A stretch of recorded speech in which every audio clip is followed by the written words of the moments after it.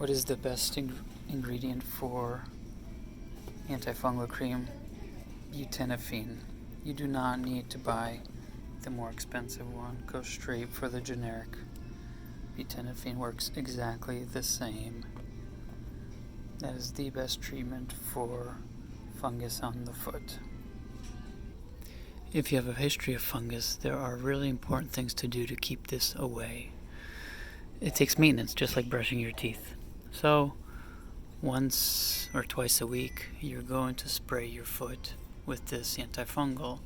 If once a month ends up working, it is totally fine. You can do it once a month. It doesn't matter which one, any of them. Go for the least expensive one and the one that feels best on your skin.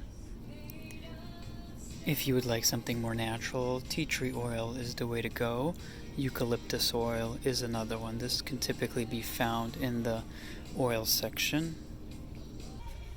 Lastly, you need to keep your feet more dry, so you're going to need an antiperspirant spray.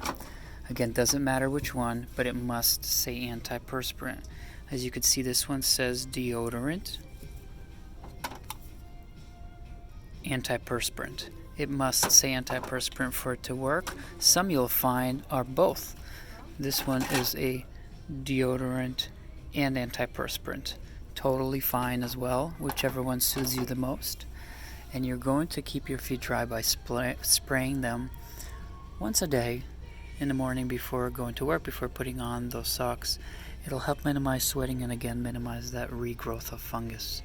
The last important thing that's needed is to clear out those shoes utilizing an ultraviolet light that can be purchased online. They currently do not sell them in the stores as far as I know. Perhaps you'll be able to find a store, but easiest thing is just follow the link at the bottom.